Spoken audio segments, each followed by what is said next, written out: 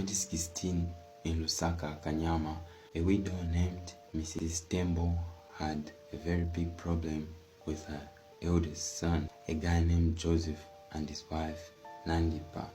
The two were always getting in fights. To make the matters worse, they were staying in the same yard with Mrs. Tembo.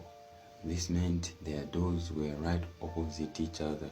Whenever Joseph and Nandipa would start fighting, it was always Mrs. Tembo that would get out of her house and run into their house and stop them from fighting. There were two youths fighting, and she was a grandmother trying to stop them from fighting.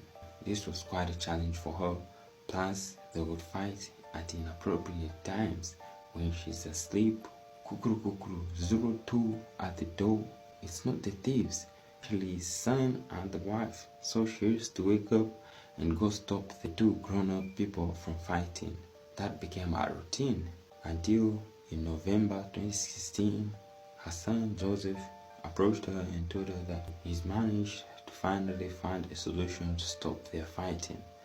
He's going to just send Nandipa back to her parents so that they teach her marital morals. Although Mrs. Tembo appeared to be happy for her son, deep inside she was sad because she knew Joseph really loved Nandi, and she was the only woman in his life.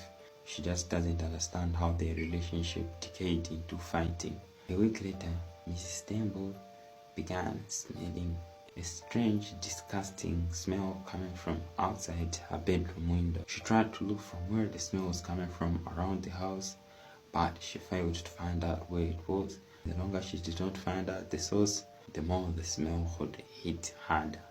And everyone in the yard, they all noticed that there's a strange, horrible, stinking smell around this specific yard. It smells like something is rotting somewhere, but they just can't simply pinpoint where the smell is coming from. But everyone confirmed it's really a horrible smell. So they began searching in each room and also everywhere in the yard looking for where the smell is coming from. But they failed to find out what was the source of this appalling, stinking smell.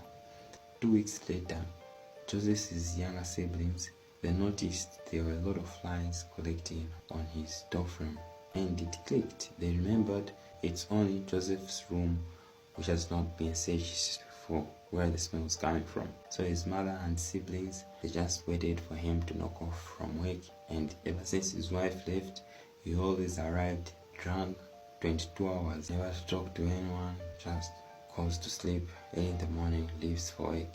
That was his routine. 22 clocked, he arrived, opened the door.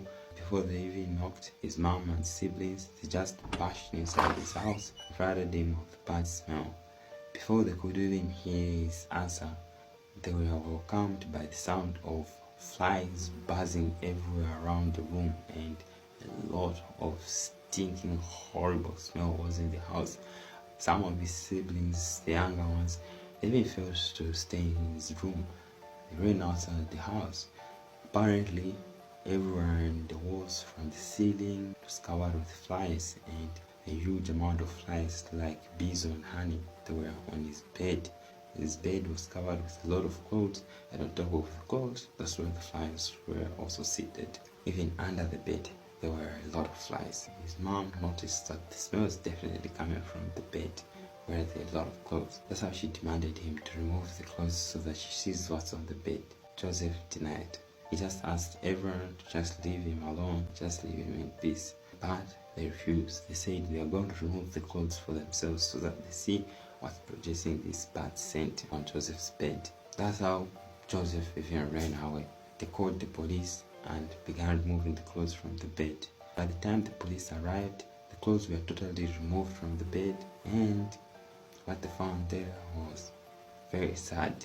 It was Nandipa's decayed corpse. Within a short period of time, police managed to find Joseph. They brought him so that he gives answers, because in Nandipa's post-mortem, she had quite a significant crack in her skull. Joseph explained that he got into another fight with his wife.